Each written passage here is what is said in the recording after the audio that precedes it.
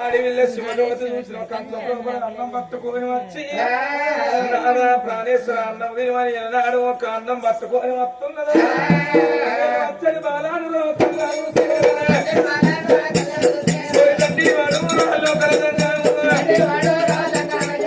ఎవరి మంటాలు నేను ఎత్తుకు పై ఎత్తు కట్టకపోతే నా పేరు లోకాల శంకరుణ్ణి గారు పెట్టే పరీక్షలు తట్టుకోలేక శివజ్యోతి నాకు ఈ మొగడొద్దని ఎగవేస్తానే బావమ్మ భార్య అనే నా భార్య బావమ్మ భార్య అనే శివజ్యోతి అన్న మీద వన్నవాడ శివజ్యోతి అన్న మీద దుమ్మువాడ శివజ్యోతి తాగలేని శివజ్యోతి మంటనాకు ఏగలేని శివజ్యోతి బాబా 6 మంటలున్నాయి శివజ్యోతి 6 మంటలున్నాయి శివజ్యోతి ఓ శివజ్యోతి మన లగ్గం అయినాక మరి మనం అరంజ్యోతి సుక్కలు చూసి వచ్చినాక గోంచేపు గిట్ల పండుకుంటానని పండుకుంటానే నాకు కన్ను అంటుకునుడు కప్పుడే నాకు పెయ్యంత ముగముగా బొగ్గలు పడిసినాయి బగ మంటలు లేసినాయి నాకు కలల్లా కలవాడే శివజ్యోతి శివకైన పెద్దలాట శివజ్యోతి తిరిగి వస్తున్నారమ్మా శివజ్యోతి కాసుకైన పెద్దలాట శివజ్యోతి కదలి వస్తున్నారమ్మా శివజ్యోతి కాసుకి వేల పెద్దలు కదిలి వస్తున్నారు తిరుపతి వేల పెద్దలు తిరిగి వస్తున్నారు కలలోపల పెద్దలు నాకేమో చెప్పిండ్రంటే నాకు ఈ పుండ్లు మకాలే కుష్టాది రోగం పోయి నేను ఎప్పటో యవనానికి రావాలంటే నీ కన్న తండ్రిని పోసి శివజ్యోతి కన్న తండ్రి ప్రాణము తీసి మాంసం ముక్కలు కింద ఎరుపు సిబ్బలు వేసి నాకు పుండ్లు ఎక్కడ ఉన్నాయో అక్కడ మాంసం అతికి నచ్చుకుంటే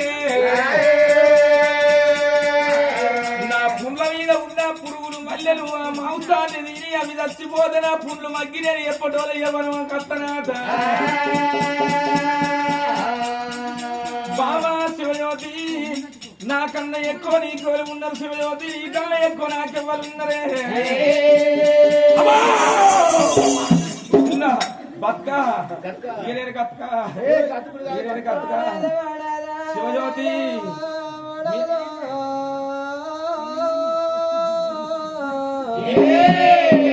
ఇప్పుడన్న నా ఎనుగొయ్యా నీ మొగడు నాకు అద్దా అంటదా అన్నదా శివజ్యోతి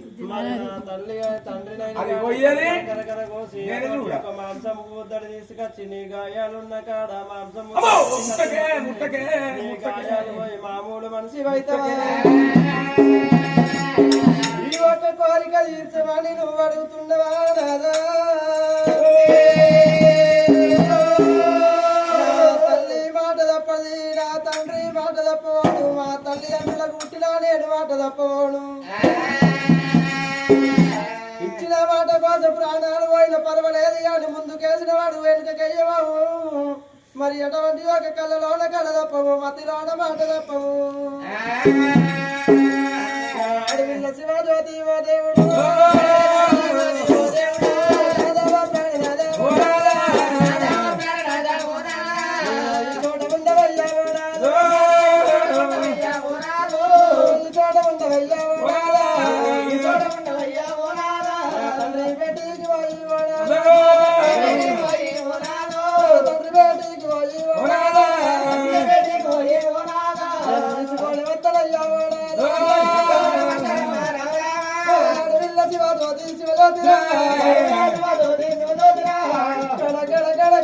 నీరు తీసుకుంటా వేసుకుంటా మరి ఎటువంటి ఒక కన్నీరు తీసుకుంటా మరి ఎటువంటి ఒక తండ్రి ఉన్న బయటికి తాడు వస్తున్నా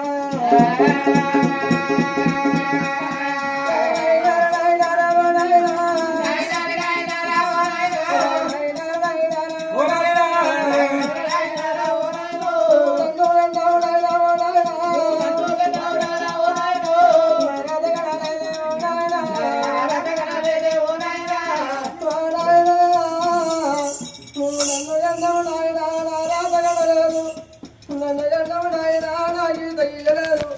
ఇళ్ళ రాసిన రాత ఏం తీరవాదు కళ్ళ రాసిన రాత కాదు ఈదవాదు కాటవడ్డ రాని రాత కాటవడ్డ కాని వాదు అంతనే